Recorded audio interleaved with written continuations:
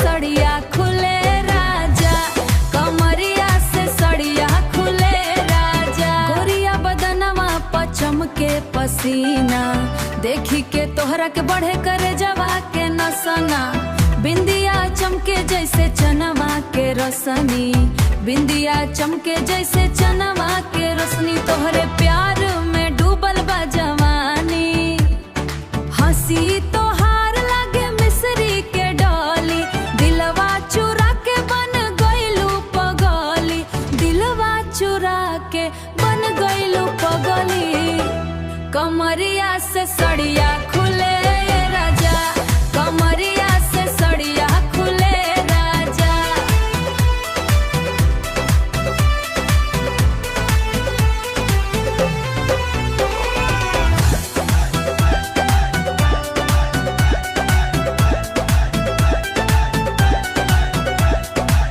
खेतवा किनारे जब तू मुस्कैबू, धीरे से आके ये बाहों में समैबू, धीरे से आके ये बाहों में समैबू। पायल के छन छन जान ले जाला,